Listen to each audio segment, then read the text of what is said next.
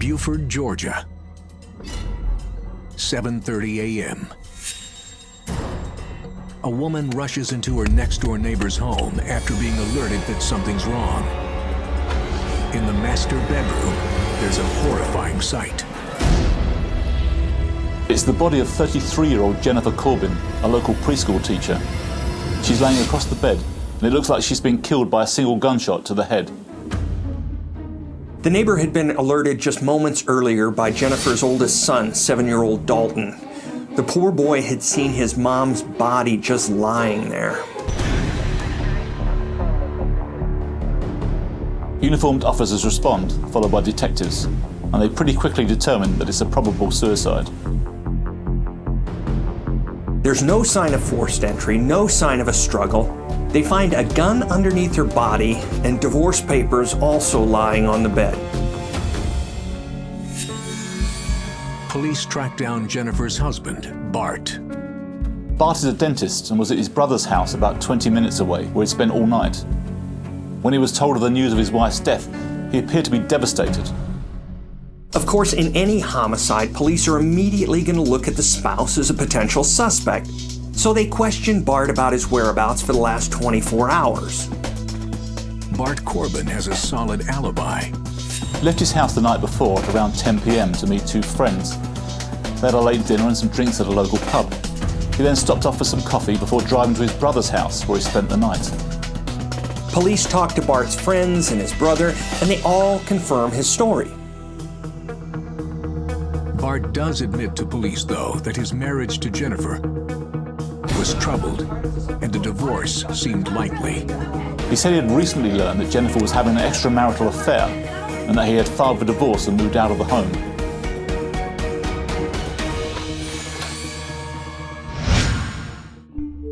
Jennifer began a relationship with someone she had met online. Jennifer met someone called Christopher while they were playing an online computer game. They quickly became friends, and they were emailing quite frequently. The emails soon became quite steamy. This relationship goes on for a month or two, and they began planning a life together, despite the fact that they had never met in person or even talked on the telephone. After her husband discovers some of Jennifer's emails, he files for divorce, threatening to use his wife's online affair to gain custody of their two sons.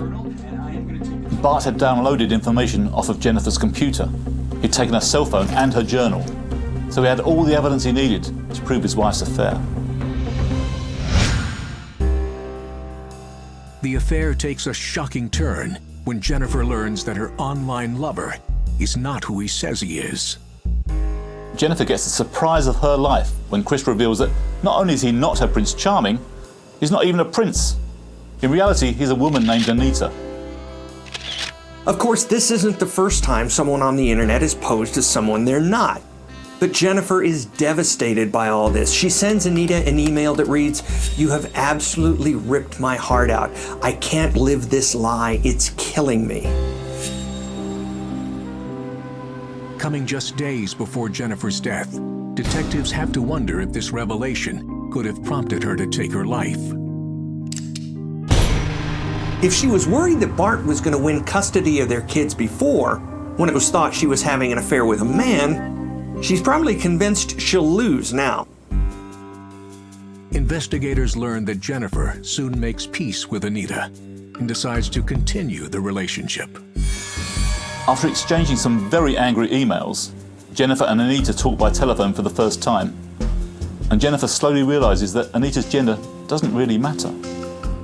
Jennifer sends Anita an email stating that she was still in love with the person she met online and even says, "I love you no matter who you are."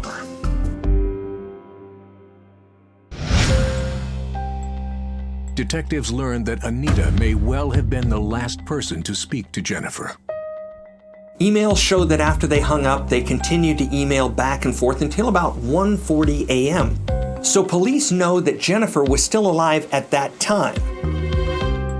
Anita said that while Jennifer was stressed about the pending divorce, she was not depressed or suicidal. In fact, she claims Jennifer even asked her to consider moving to Atlanta. According to Anita, Jennifer said she feared they might never meet because her husband might kill her. and that raised a red flag for detectives.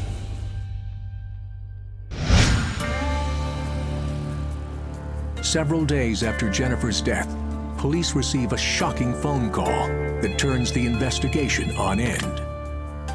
Police get a call from a woman who says there might be a connection between Jennifer's death and the suicide of a woman named Dolly Hearn that happened 14 years earlier in Augusta, Georgia. Investigators in Beaufort call their counterparts in Augusta and quickly find the connection. Bart Corbin. Bart Corbin and Dolly Hearn were both dental students and had been involved in an on-again, off-again relationship that some people had described as extremely volatile. On June 6, 1990, Dolly Hearn was found dead in her apartment with a single gunshot to the head. Police ruled the shooting a suicide. Now, what are the odds that the same man would have two women, a girlfriend and a wife, who committed suicide in the exact same manner? Coming up, police discover Bart Corbin's former girlfriend lived in fear. She was scared that she could be killed.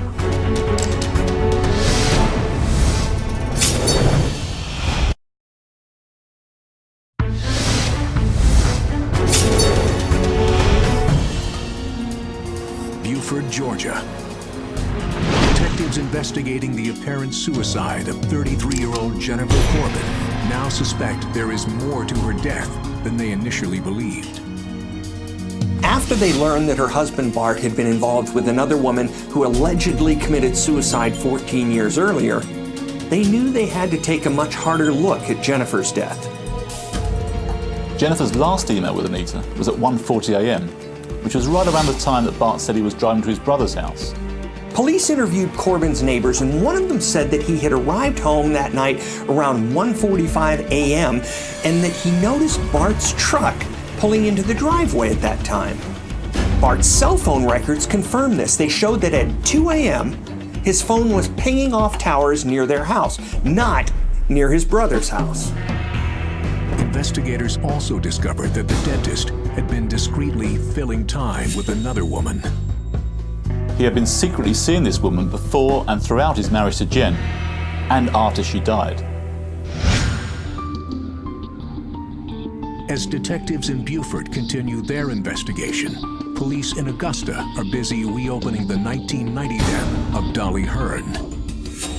Investigators in that case had always had questions about Dolly's death, but they didn't have enough evidence to conclusively prove foul play.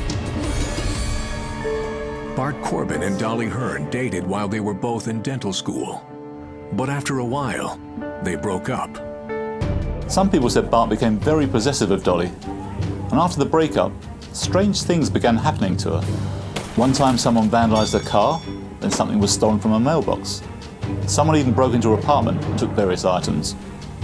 She became convinced that Bart was the person harassing her, but she was unable to prove it. She told friends that she was beginning to fear for her own safety. Then, one afternoon in June, Dolly's roommate walked into their apartment and discovered her dead body lying on the sofa. To the investigators, it looked like an open and shut case of suicide. Family members argued there was no way Dolly would take her life. They tell police about the suspicions against Bart, and they look at him, but there's just not enough there to charge him. But now, after suspicions are raised over Jennifer Corbin's death, detectives re-examine the case. They take the crime scene photographs and blow them up, looking very closely at the blood spatter.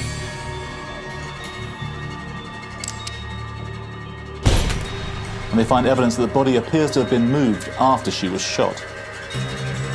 There was no blood on her hand or on the gun itself, which just doesn't make sense. If she held the gun and fired a bullet into her head, blood would have blown back onto both her hand and the gun. In addition, Bart Corbin had admitted being in Dolly's apartment earlier that day. Granted, it was a purely circumstantial case, but it was compelling. Compelling enough for prosecutors to charge Bart Corbin with Dolly Hearn's murder. 2 weeks later, he is also charged with the death of his wife, Jennifer Corbin.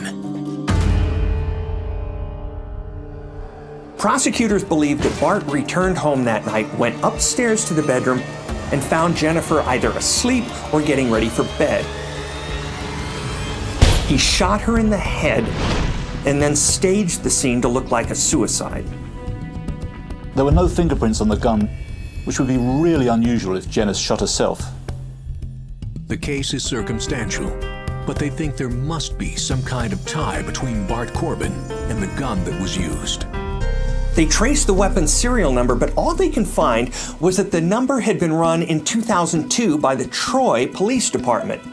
But prosecutors learned that Bart had a very good friend who lived in Troy, a man by the name of Richard Wilson. Investigators go back through Bart's phone records and discover that he had been in Troy, Alabama, and spoke with Richard Wilson 5 days before Jennifer's death. Police interview Richard Wilson, show him the phone records, and he finally admits that yes, he did own the gun and gave it to Bart Corbin on that day.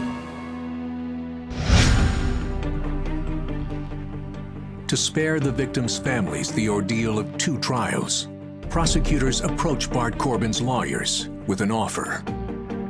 They say, plead guilty to the murders of both women, and in exchange they'll take the death penalty off the table. And Bart agreed. On September 15, 2006, Bart Corbin confesses to killing both Jennifer Corbin and Dolly Hearn. He is sentenced to 2 concurrent life terms.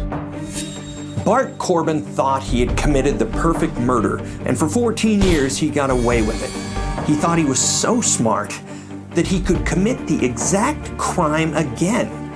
But this time the truth caught up with him.